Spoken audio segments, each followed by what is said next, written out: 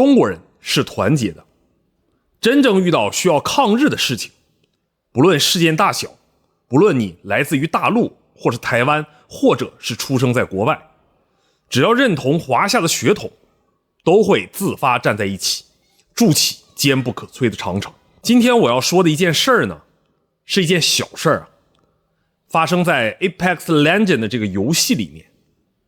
一名叫做 Rico 的日本玩家，为了争夺游戏里面赛季世界第一的名头呢，与中国台湾玩家蛋蛋鼠进行了长达半个月的争夺。这本来不是什么大惊小怪的事儿啊，但是当你看到这张图，你会想到什么？7和3，另外一个标记不是毒气弹，就是穿大褂的人头啊，这就是一种赤裸裸的挑衅，这是对中国人最直接的侮辱。或许我们的视野呢，都被伊朗战争、油价暴涨这样的大事情填满了。时代的一粒沙子，对于普通人来说就是一座大山。历史的车轮缓缓而过，残酷与冷血。但人类的温情总藏在不经意的角落，那些正义又渺小的普通人，彰显着人类最耀眼的光芒。各位早上、中午、半夜起的观众朋友们，大家好，我是五人。这可能是 Apex 这款游戏史上最激烈、最令人愤怒的一次冠军争夺战了。给大家科普一下 ，Apex 的猎杀者含金量特别高啊，每个赛季只有750个人可以获得，那么能成为猎杀的第一名，荣誉感可想而知。能冲到这个位置的，基本都是技术天花板。但这次的情况完全不同了，因为这个 Rico 所作所为实在太不要脸了。本来28赛季上半段的榜一一直呢是这位台湾的天才少年，也是世界冠军战队 VK Gaming 的成员啊 ，ID 名叫蛋蛋鼠。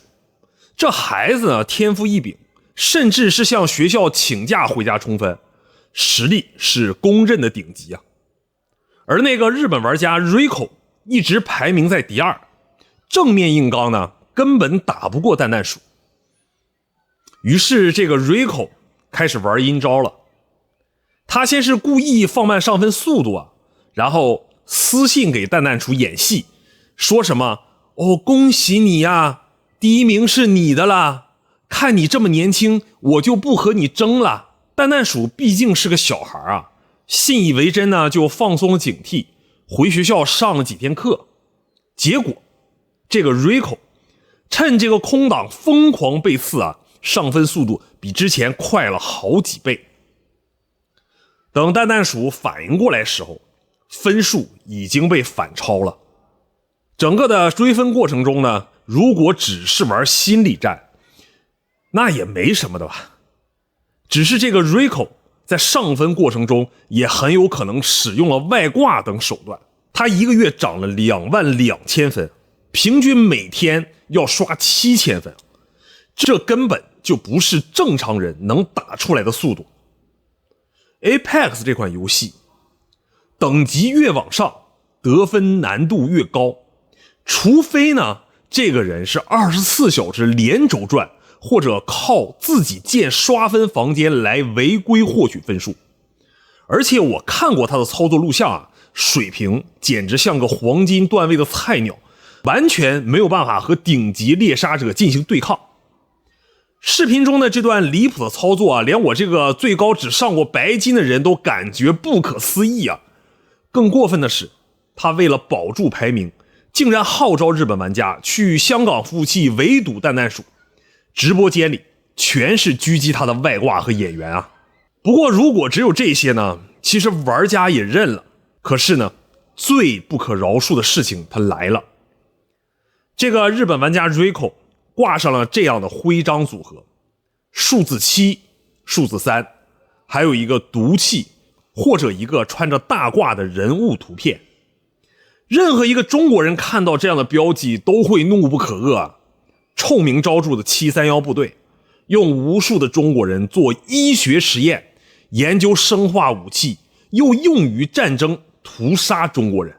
这个 Rico 他只是一个卑微的日本宅男，躲在阴暗潮湿的房间里敲着键盘，靠着下三滥的盘外招和令人发指的科技手段，妄图窃取那枚象征荣誉的榜一勋章。更让人难过的是，这个跳梁小丑竟然把那段滴血的历史当成他炫耀和嘲讽的筹码。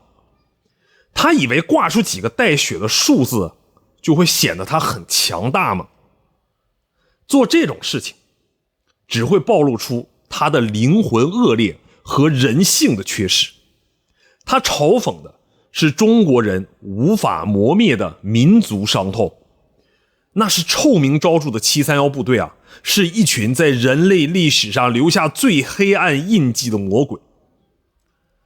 日本侵华那段黑暗历史中啊，731部队在不打麻药的情况下进行活体解剖，残忍地观察受害者器官衰竭的全过程。他们还进行惨绝人寰的冻伤实验啊，强迫同胞们在极寒中被冻得皮肉脱落，露出白骨。他们还散播鼠疫、霍乱，将致命的细菌撒向华夏大地。每一组实验数据的背后都是淋淋的鲜血，是无数支离破碎的家庭，是整整一代人的血历史。甚至731当年的军官们啊，为了逃脱战后的审判，将数据卖给了美国人，换了自己的命。所以这道伤疤它永远不会消失。而现在他这个连游戏基础操作都整不明白，打个比赛只能靠缩头乌龟上分的废物，竟然想用这种反人类罪行来标榜自己的胜利。他这种躲在屏幕后发烂发臭的灵魂根本就配不上任何的荣誉。以为他保住的是排名，其实他是把自己钉上了耻辱柱。历史的伤疤不是他博眼球的玩物，民族的苦难更不是他叫嚣的资本。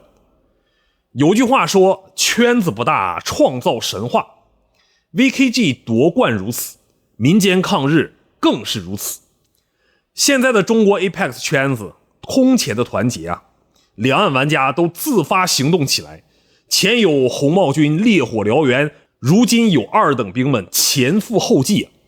他们自觉地挂上了这样的标记组合：飞机、炸弹、富士山。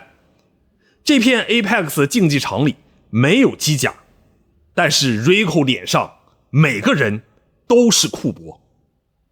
截止到3月21日上午，原本12000分的差距啊，已经被抹平了。此时此刻，所谓的势一列已经不这么重要了。在这场被网友戏称为国共第3次合作的民间行动里，我们看到的是一种深深的刻在骨子里的如同生化抗体般的民族本能。那个躲在阴影中的跳梁小丑妄图用恶毒的隐喻731勋章作为生化病毒刺痛我们的历史记忆，却没料到他亲手撕开了一个巨大的血脉反应堆。无论是大陆的高分猎人，还是台湾的天才少年，此刻我们流淌着同样的鲜血，燃烧着同样的怒火。